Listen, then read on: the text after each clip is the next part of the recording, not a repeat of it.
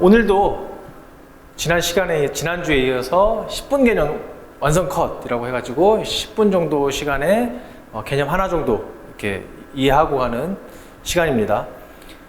이번에는 제가 문제를 하나 가져와 봤어요. 문제풀이로 이제 개념을 잡는 걸로 이제 활용하시면 좋을 것 같은데, 2024년도 서울시 7급에 나온 문제입니다. 서울시 7급에 부정정 구조물에 해서 나온 문제고, 서울시 문제 7급 자체가 극악의 난이도를 자랑하죠.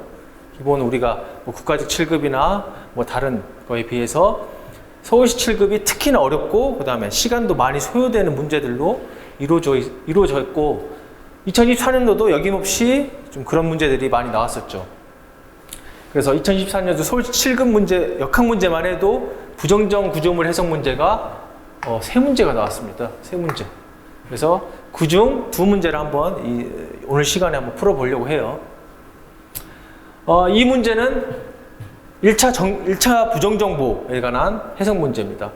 문제 읽어볼게요. 직사각형 단면으로 구성된 1차 부정정보에 등분포 하중이 작용할 때 보호 단면에 작용하는 최대 전달 응력은, 그러니까 반력이나 보통은 이제 B점의 반력을 구하는 게 대부분인데, 9급 문제 같은 경우에는 B점의 반력을 구하죠. 힘을 구하는 것뿐만 아니라 또 응력까지 구하라 그랬네요. 그것도 최대 전달 응력. 물어보는 게 많아서 시간이 오래 걸렸을 겁니다. 일단 첫 번째, 이 구조물에 대한 해석이 필요하겠죠. 힘이 얼마나 발생하는지. 첫 번째가 B점의 반력 구하는 것. 이거는 변이일치법을 통해서 구하죠.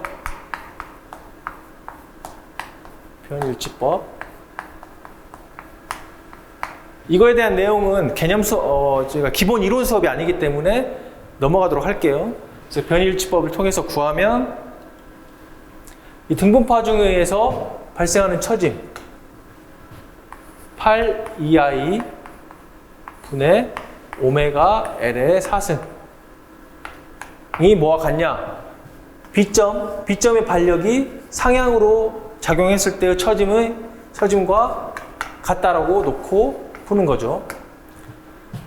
그게 3EI 분의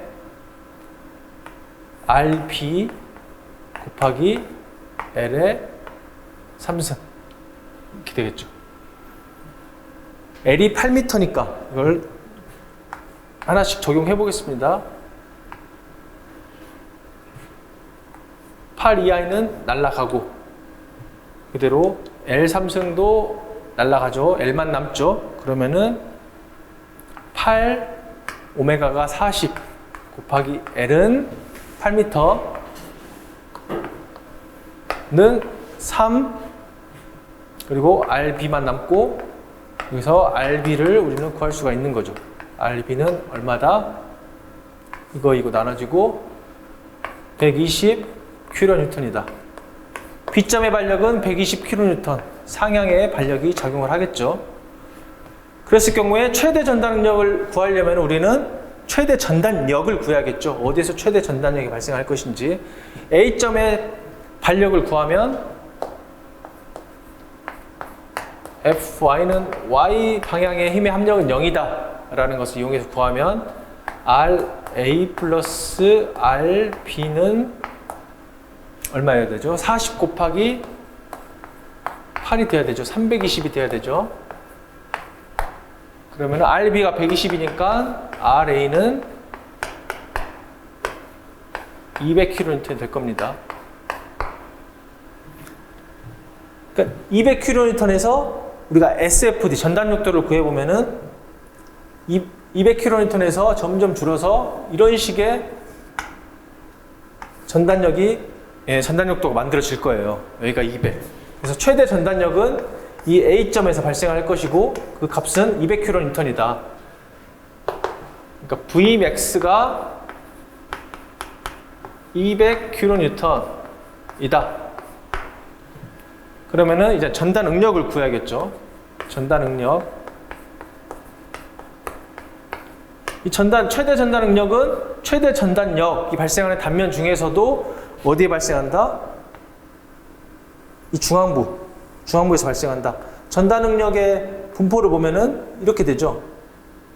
이런 식으로 되니까 중앙부에서 최대가 발생한다. 그래서 전달 응력 구하는 식 어떻게 되죠? 타우는 단면 2차 모멘트 곱하기 단면의 폭 분의 Vmax 최대 전단력이니까 Vmax 곱하기 단면 중앙부에서의 단면 1차 모멘트가 될 거예요. 이거를 하나씩 대입해 봅시다. 그러면 I는 12분의 B 150mm죠. 150mm 곱하기 H 200의 3승 곱하기 150 B폭 단면의 폭이죠. 그 다음에 V는 200kN이니까 200 이거를 뉴턴으로 바꿔줘야 되니까 10의 3승이 될 겁니다. 곱하기 Q 단면 1차 모멘트 중앙부에서 단면 1차 모멘트를 구해야 되는 거예요. 그래서 단면적 200, 150부터 적어볼게요. 150 곱하기 200에 100이죠. 100 이거에 대한 단면 1차 모멘트니까요. 이거에 대한 단면 1차 모멘트니까 150에 100에 50이 될 겁니다. 50.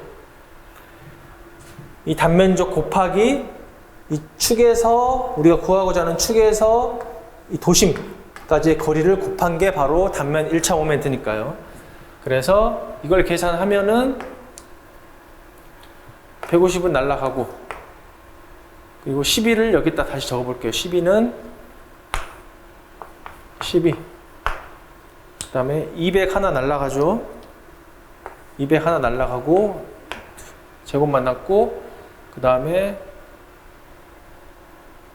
50 3 됐죠? 그 다음에 이걸 다시 정리를 해볼게요. 3 곱하기 200 곱하기 200 이렇게 남고 곱하기 100 곱하기 12 이렇게만 남네요. 됐죠? 그렇고 이제 0을 다 제거해 봅시다. 나 그러면은 120만 남고 3, 2, 6, 2, 12 해서 10메가파스칼이 최대 전달 능력이 된다. 정답 4번이죠. 물어보는 게 많은 문제였습니다. 그래서 시간이 꽤 걸렸을 거예요. 이게 여기에서 시간을 많이 잡아먹었을 거고 부정전 구조물 해석도 해야 되지. 그리고 전달 응력 구하는 식 적용해서 최대 전달 응력까지 구해야 되지 해서 좀 시간이 걸렸던 문제로 생각이 듭니다. 그리고 다음 문제. 이 문제도 이제 부정전 구조물의 해석 문제죠. 이 문제는 이 전 문제는 변일치법을 통해서 구했다면 이 문제는 이제 모멘트 분배법을 이용해서 구하는 겁니다. 모멘트 분배법.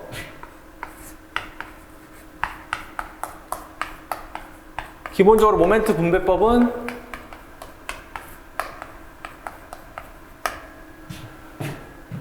이 하중이 작용하는 이 부재에서 양단을 고정단으로 가정하고 여기에서의 고정단 모멘트를 구하고 그 고정단 모멘트를 이제 분배를 해주는 거죠. 뭐에 따라서? 이 강비에 따라서. 강비에 따라서 각 부재에 분배를 해주게 됩니다. 어제 어떻게 해주느냐? 일단 여기서만 하중이 작용하니까 B점에서 우리가 분배할 모멘트를 구해야겠죠. 이거는 양단이 고정일 때라고 생각하고 푸는 거니까 양단이 고정일 때는 12분의 오메가 L 제곱이 되죠. 등분파 하중이 작용했을 때. 그랬을 때 12분의 오메가는 10 곱하기 경가는 12의 제곱이 된다. 그러면은 제곱 나눠주고 120kN 미터. B점에서의 우리가 분배 모멘트는 120kN 미터가 된다. 이 120kN 미터를 분배를 해줘야겠죠. 뭐에 따라서? 강 B에 따라서 120kN 이렇게 되죠.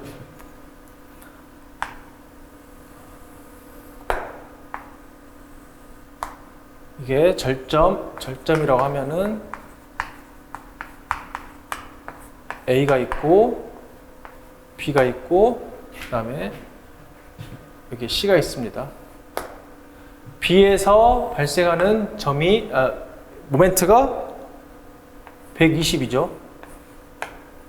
이게 BC 부재와 BA 부재로 강비에 따라서 분배가 될 거예요. 강비가 어떻게 되냐? A점에서는 4분의 1입니다. 이게 K 4분의 1이 될 거고, 여기에서는 4분의 3만큼 분배가 될 거기 때문에 120의 4분의 1은 30 되겠죠. 나머지 90은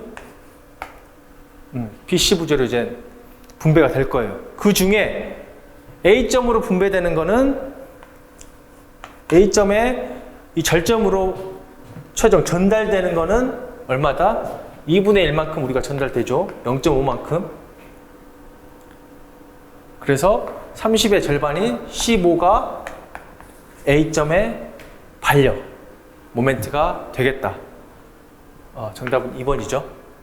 그래서 기본적으로 이 강비라고 하는 거에 따라서 분배가 된다. 이 강비는 쉽게 L분의 이 I가 강B라고 표현이 됩니다. 통상 이 I라고 하면은 강성이 되고, 여기에 이제 부재의 길이까지 반영이 되면은 이제 강B라고 표현을 하죠.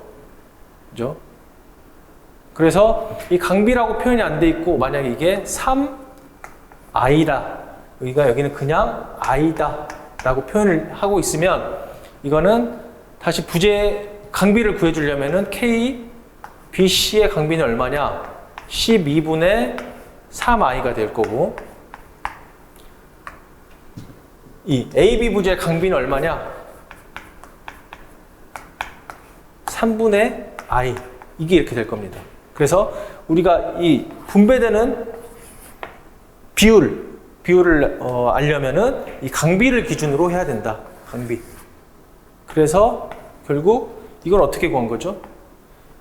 B점을 기준으로 BA의 강비만큼 분배되고, 이 4분의 1은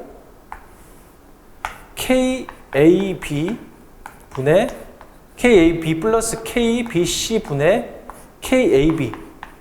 이 두 강비의 합에 KAB만큼이 얼마만큼이 차지하느냐라는 것을 나타낸 것이고, 이거는 KAB 플러스 KBC, BC의 강비 더한 다음에 여기서는 분자가 BC의 강B가 나와야겠죠.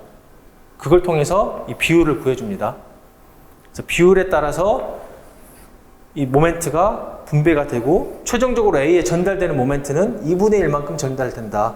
2분의 1. 그래서 30의 2분의 1인 15가 A점의 모멘트 반력이다. 이겁니다. 그래서 정답은 2번이죠. 네. 그래서 이렇게 해서 서울시에서 출제된 부정전 구조물의 해석 문제 이렇게 간단하게 풀어봤습니다. 다음에 또 다른 개념으로 찾아뵙도록 하겠습니다.